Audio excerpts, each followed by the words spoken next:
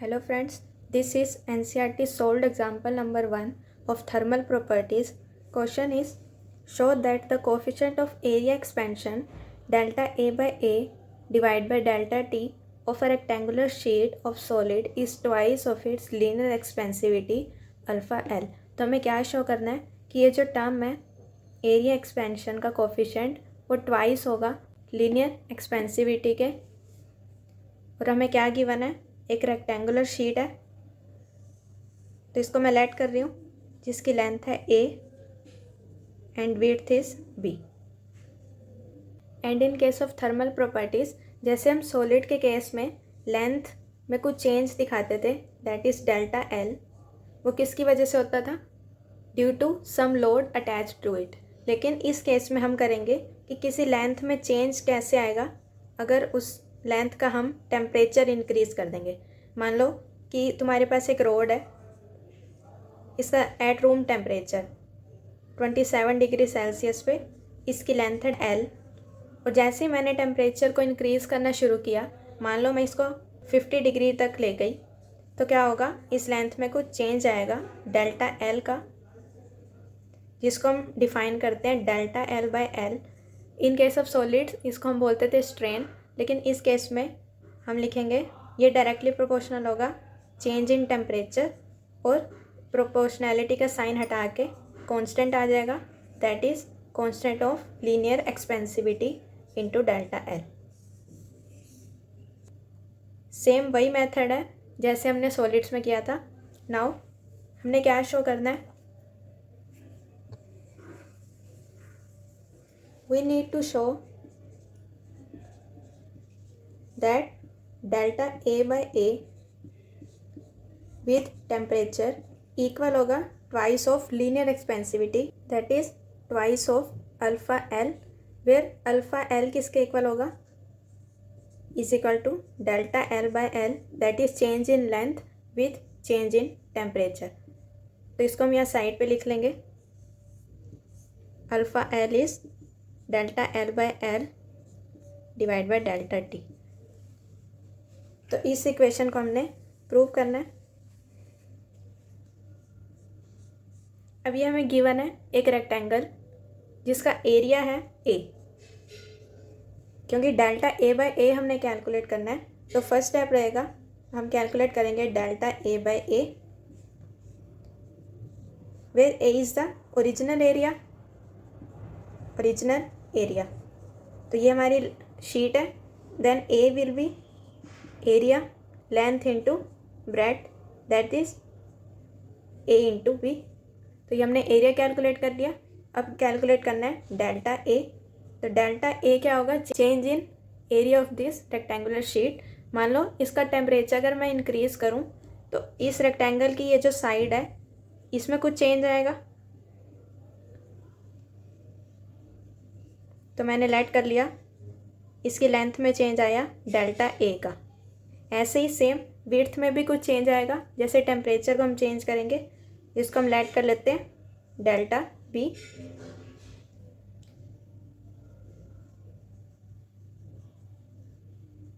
तो इस फिगर को थोड़ा इजी वे में आपको समझाती हूँ। मान लो ये हमारी गिवन रेक्टेंगुलर शीट थी, दिस इज़ रेक्टेंगुलर शीट जो हमारी गिवन थी। जैसे हमने टेम्परेचर इंक्रीज़ किया तो इसकी जो ये लेंथ है a, ये कैसे इंक्रीज़ होगी, तो ये कुछ इस वे में आ गई a प्लस डेल्टा a। और ऐसे ही इस शीट की विड्थ में भी कुछ चेंज होगा। अगर मैं इसको ओपन कर लूँ तो ये हमारी नई फिगर बनी, जिसको मैंने यहाँ ड्रॉ किया, जिसमें जो ये पार्ट है, क्योंकि हमारी ओरिजिनल शीट थी इतनी, इट मीन्स ये उसका ओरिजिनल एरिया था। जो ये शीट थी this was capital A, original area of sheet. जो ये तीनों एक्स्ट्रा एरिया आए हैं इसको हम बोलेंगे delta A, that is change in area, जिसको मैंने यहाँ शो किया है 1, 2 एंड 3। इसको हम मार्क कर लेते हैं, पार्ट 1, पार्ट 2 एंड पार्ट 3। तो ये तीनों पार्ट का अगर हम एरिया कैलकुलेट करेंगे तो वो इक्वल होगा डेल्टा A के। तो इसको मैं लिख सकती हूँ A1 plus A2 plus A3। तो हम साइड्स मार्क कर लेते हैं। ये साइड डेल्टा बी है, then this side also equal to delta B, और ये साइड है B, so this will be B. This side is A and this side is delta A into delta A. तो इसका area लिखेंगे A1, area 1 किसके equal होगा, length into breadth, that is delta A into delta into B, plus area of second part delta A into delta B, plus area of third part A into delta B. तो हमने ए भी calculate कर लिया, delta A भी calculate कर लिया। Now we will calculate delta A by A.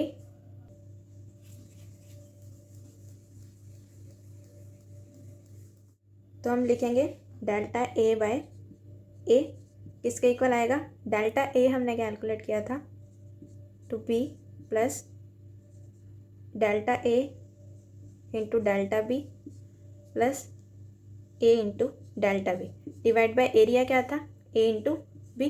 तो हम इसको ओपन कर लेते हैं। ओपन कैसे करेंगे, ए बी से डिवाइड कर देंगे, then delta A into B divide by A B, plus इसको हम ऐसे लिख सकते हैं डिवाइड बाय ए बी।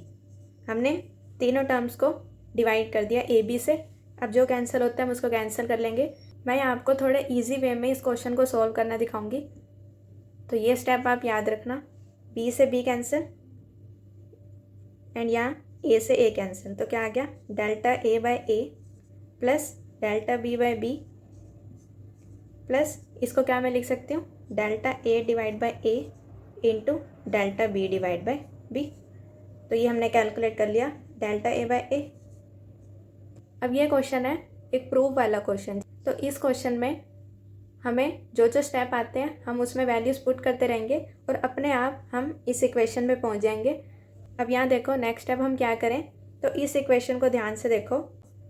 इस इक्वेशन में delta A by A delta B by E B ये क्या डिफाइन कर रहा है, change in length with length, यही चीज़ डिफाइन कर रहा है डेल्टा ए बाय ए। तो क्या मैं इस इक्वेशन का यूज़ कर सकती हूँ, जो हमने ये इक्वेशन लिखी है एक्सपेंसिविटी की। तो अगर मैं इसको ओपन कर लूँ, डेल्टा एल बाय एल किसके इक्वल आ जाएगा, alpha L into delta T. और यहाँ पे डेल्टा एल बाय एल किसके इक्वल हो सकता है, delta A by A delta B by B. तो इसका यूज़ करके हमें अपनी इक्वेशन को चेंज कर देंगे। कैसे करेंगे change, delta A by A को मैं लिख दूँगी alpha L into delta T. ऐसे ही डेल्टा बी बाय बी को हम लिख देंगे alpha L into delta T. Same यहाँ भी यही आ जाएगा delta A by A into delta B by B. आपको कुछ नहीं करना, जो जो स्टेप आपके माइंड में आ रहा है, जो जो टर्म्स आपको गिवन है उसका यूज़ करते जाओ और अपने आप आंसर आ जाएगा। तो अब यहाँ देखो 1 + 1 2 alpha delta L delta T plus यह आ जाएगा अल्फ़ा एल का स्क्वायर इंटू डेल्टा टी का स्क्वायर। इसको थोड़ा मैं क्लियर लिख लेती हूँ।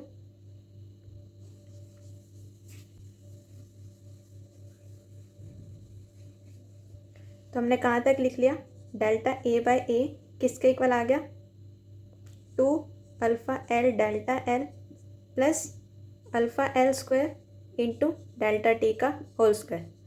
अगर मैं इस इक्वेशन को देखूं, डेल्टा ए बाय ए को डेल्टा टी से डिवाइड करना है। डेल्टा ए बाय ए इस पूरी टर्म को डेल्टा टी से डिवाइड कर देते हैं, तो क्या आ जाएगा, delta A by A divide by delta T equal to 2 alpha L delta T divide by delta T cancel हो जाएगा, प्लस अल्फ़ा एल का स्क्वायर और एक डेल्टा टी रह जाएगा बिकॉज यह डेल्टा टी का स्क्वायर है। तो अब ये देखो किसके इक्वल आना चाहिए, 2 अल्फ़ा एल के, और हमारा इक्वल आ रहा है 2 alpha L plus alpha L square into delta T. अब ये टेबल आपको गिवन है, इस टेबल को ध्यान से देखो। अल्फ़ा एल की अगर हम कोई भी वैल्यू लेट करें, मान लो हम लेट कर लेते हैं 1.2 इंटू 10⁻³ केल्विन पर केल्विन। और अगर हम इसका स्क्वायर करेंगे तो इसकी पावर आएगी 10⁻⁻6, जो कि बहुत ही स्मॉल टर्म है, इसलिए हम ये वाली टर्म को नेग्लेक्ट कर देते हैं। तो इसलिए हमारा आंसर आ जाता है नियरली 2αL। तो यहाँ से हमने प्रूव कर दिया ΔA/A divide by ΔT is nearly 2 × αL। I hope ये क्वेश्चन आपको समझ आ गया होगा। इस लास्ट स्टेप में, क्योंकि हमें रेक्टेंगुलर शीट गिवन थी, हमें ये नहीं गिवन है कि आयरन है, कॉपर है या स्टील है, इसलिए हमने खुद से αL की कोई वैल्यू लेट करके देख लिया, जिससे हमें पता चला कि इसका स्क्वायर करने पे ये टर्म बहुत ही स्मॉल जाएगी, इसलिए हम इसको नेगलेक्ट कर सकते हैं। अगर फिर भी इस क्वेश्चन में डाउट है तो प्लीज़ अपना डाउट कमेंट सेक्शन में शेयर करना, और वीडियो अच्छी लगी तो please like this video and subscribe my channel. Thank you.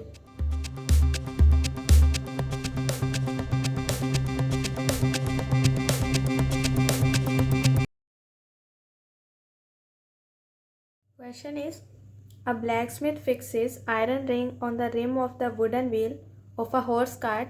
एक blacksmith है जो कि एक लोहार होता है, वो क्या कर रहा है, फिक्स कर रहा है आयरन रिंग को on the rim of the wooden wheel. तो मान लो उसके पास एक वुडन व्हील है और एक आयरन की रिंग है। This is iron ring. इस रिंग को हमने इस वुडन व्हील के ऊपर फिक्स करना है, और क्या गिवन है, the diameter of the rim and iron ring are 5.243 metre and 5.231 metre. हमें इन दोनों के डायमीटर गिवन है। तो डायमीटर ऑफ व्हील, इसको मैं डिनोट कर रही हूँ D1 से, एंड डायमीटर ऑफ रिंग जिसको हम डिनोट करेंगे D2 से। तो क्या गिवन है, D1 is 5.243 metre and D2 is 5.231 metre, और टेम्परेचर गिवन है at 27 degree Celsius is equal to 27 degree Celsius. Now we need to calculate to what temperature should ring be heated as it to fit the rim of the wheel. तो हमें calculate करना है कि कितने temperature तक हमें इस ring को हीट करना पड़ेगा ताकि वो इस व्हील के ऊपर फिक्स हो जाए। अब इसका मतलब क्या हुआ, तो पहले यहाँ देखो कि जो ये डायमीटर है व्हील का वो ग्रेटर है डायमीटर ऑफ रिंग। तो हम इसको थोड़ा अच्छे से समझ लेते हैं। मान लो ये मेरे पास एक वुडन की व्हील है जिसका कुछ डायमीटर है D1, और हम छोटी डायमीटर का एक आयरन की रिंग ले लेते हैं। मान लो रबड़ बैंड है आयरन की रिंग। अगर मैंने इस रबड़ बैंड को इस कैप के ऊपर फिक्स करना है तो मुझे इसका डायमीटर इंक्रीज़ करना पड़ेगा, तभी ये इसके ऊपर फिक्स आएगी, कुछ इस तरह। तो ये देखो, ये कुछ ऐसे बन जाएगा व्हील के ऊपर अगर हम आयरन की रिंग को फिक्स कर देंगे। तो अब हमारा नेक्स्ट स्टेप आता है कि हम इस आयरन रिंग को हीट करेंगे ताकि हमारा डायमीटर इंक्रीज़ हो जाए और चेंज हो जाए D1 में, ताकि हम रिंग को इसके ऊपर फिक्स कर सकें। तो हमारे पास क्या ऑप्शन है, हम इसको हीट कर सकते हैं, क्योंकि हमें पता है कि अगर हम टेम्परेचर को इंक्रीज़ करेंगे तो लेंथ इंक्रीज़ हो जाएगा। ये कौन सा फॉर्मूला होता है, ΔL/L equal to alpha into ΔT। यह फॉर्मूला हमने किया था where alpha is coefficient of length expansion और ΔT क्या था, चेंज इन टेम्परेचर। तो इस केस में हम क्या चेंज कर रहे हैं, डायमीटर। तो फॉर्मूला चेंज हो जाएगा ΔT/D equal to alpha ΔT। और जो ब्लैक स्मिथ है वो तब तक इस टेम्परेचर को इंक्रीज़ करता रहेगा जब तक ये आयरन रिंग का डायमीटर इस D1 के इक्वल ना हो जाए। अब यहाँ हमें अल्फ़ा की वैल्यू गिवन होगी, दैट इज़ 1.2 इंटू 10⁻⁻5 पर केल्विन। तो अब हम सारी वैल्यूज़ पुट करेंगे। और यहाँ पे देखो यहाँ आएगा D2 क्योंकि हम चेंज कर रहे हैं इन आयरन रिंग। तो हमारा न्यू फॉर्मूला क्या आ गया, डेल्टा D को हम क्या लिख सकते हैं, चेंज इन डायमीटर। तो हमारा final diameter minus initial diameter, क्योंकि हम D2 को चेंज कर रहे हैं D1 में, सो D1 माइनस D2। तो यहाँ से क्या आ गया formula, D1 minus D2 upon D2 is equal to alpha. Change in temperature क्या होता है, फाइनल माइनस इनिशियल। तो मैं इसको डिनोट कर रही हूँ T1 से, initial temperature and final temperature हमने कैलकुलेट करना है। सो T2 हम कैलकुलेट करेंगे। तो इसको हम थोड़ा अच्छे से लिख लेते हैं।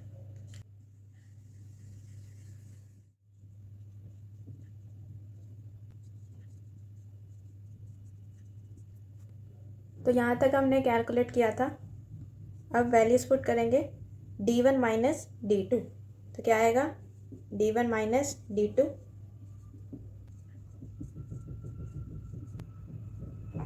तो आ गया 0.012 डिवाइड बाय D2 कितना गिवन है 5.231 is equal to alpha is 1.2 into 10⁻⁻5 in kelvin.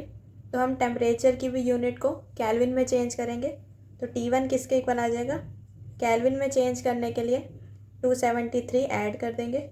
So 27 degree Celsius plus 273 कितना आ गया 300 कैलविन। और ये टर्म अल्फ़ा की वैल्यू आपको गिवन होगी क्वेश्चन में। T2 we need to calculate minus T1 is 300। तो बस अब हमने कैलकुलेशन करनी है। तो हम इस टर्म को ले आएंगे इधर नीचे डिनोमिनेटर में 1.2 इंटू 10⁻⁻। तो यहाँ डिनोमिनेटर में आ गया 1.2 इंटू 10⁻⁻5 और इसको हम ले जाएंगे ऊपर न्यूमिनेटर में, क्या आएगा 10⁻5। साइन चेंज हो जाएगा पावर का। नाउ इसका डेसिमल रिमूव कर लेते हैं, इंटू 10, इसका डेसिमल रिमूव कर लेंगे इंटू 1000। तो क्या आ गया 12 से 12 कैंसिल। तो इसको हम लिख लेंगे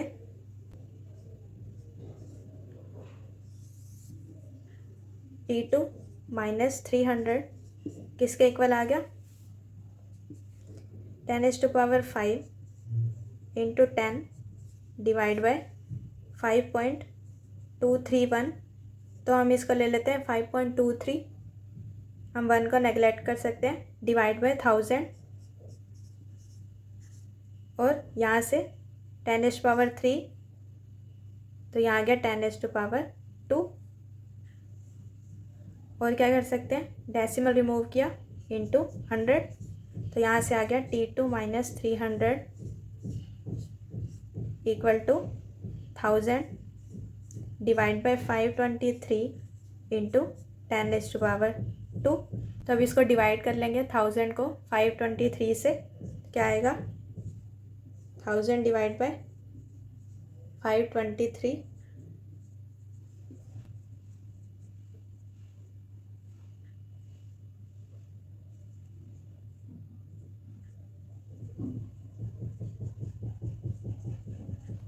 ये नियरली आ गया 1.91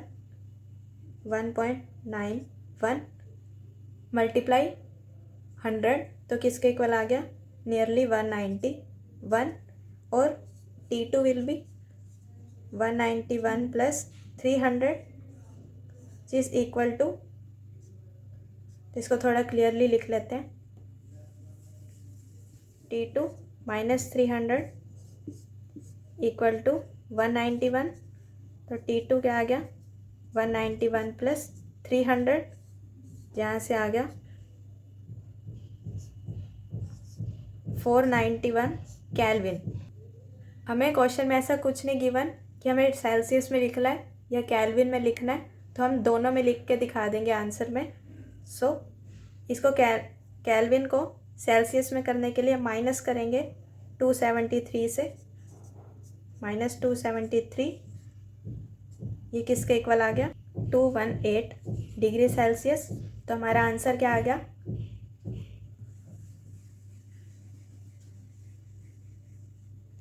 T2 इज 218 डिग्री सेल्सियस और 491 केल्विन। तो हम इस रिंग को 218 डिग्री सेल्सियस तक हीट करेंगे। इस टेम्परेचर के बाद इसका डायमीटर इक्वल हो जाएगा D1 के, और हम इसको इसके ऊपर फिक्स कर सकते हैं। आई होप ये क्वेश्चन आपको समझ आ गया होगा। अगर इस क्वेश्चन में या कैलकुलेशन में कोई डाउट है तो प्लीज़ अपना डाउट कमेंट सेक्शन में शेयर करना, और वीडियो अच्छी लगी हो तो please like this video and subscribe my channel. Thank you.